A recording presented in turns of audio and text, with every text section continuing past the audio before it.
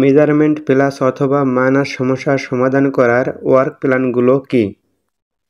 Measurement plus অথবা minus সমস্যার সমাধান করার ওয়ার্ক প্ল্যানগুলো হলো: সাধারণত সিঙ্কেজ টেস্ট প্রতিটি ব্যাচের করতে হবে এবং ব্যাচ টু ব্যাচ সিঙ্কেজ পার্সেন্ট কাছাকাছি বা সমান হতে হবে, তা না হলে ফেব্রিক কাটা যাবে না। ফেব্রিক টেবিলে লে দেওয়ার সময় টেনশন টাইট বা লুজ ফেব্রিক হলে একে রিল্যাক্সে বিছাতে হবে এবং ফেব্রিক টেনশন অনুযায়ী রিল্যাক্সে বিছাতে হবে।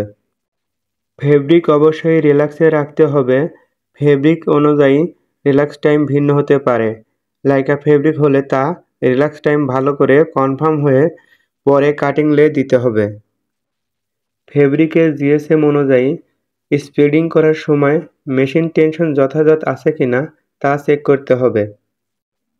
বিশেষ করে ফেব্রিক হ্যান্ডেলিং করার জন্য ওয়ার্কার স্টাফদের মোটিভেটিং এবং কাউন্সেলিং করতে হবে এবং যে যে সমস্যাগুলি মেজারমেন্ট সমস্যার জন্য দায়ী তা তাদের গাইড করা। সঠিক এসওপি অনুযায়ী ফেব্রিক লে হাইট নিয়ন্ত্রণ করতে হবে। এসওপি এর ভিতর যাবতীয় নিয়মাবলী থাকতে হবে যা কাটিং সেকশন ফলো করবেন। কিউসি চেকিং বাড়াতে হবে। ফেব্রিক সিঙ্কেজ প্যাটার্নের জন্য অবশ্যই সামঞ্জস্য করতে হবে। বায়ারের স্ট্যান্ডার্ড অনুযায়ী সিঙ্কেজ রাখতে হবে।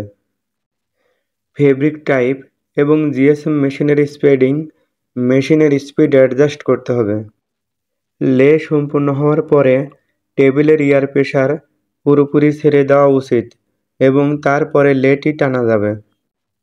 Fabric selvedge to selvedge tight বা লুজ হলে তা না কেটে ডাইংয়ে রিটার্ন করতে হবে রিপ্রসেসের জন্য। ফেব্রিক কমপ্লিট করে দিলে তাকে কাটিং করতে হবে। ইয়ান ডাইড ফেব্রিক কাটার সময় অতিরিক্ত যত্ন নেওয়া প্রয়োজন। একই রোল ফেব্রিকে গ্রুপ মার্কার করে কাটিং করতে হবে। এতে সিঙ্কেজ ভেরিয়েশন কমে যাবে, পার্ট বাই পার্ট সিঙ্কেজ হবে না।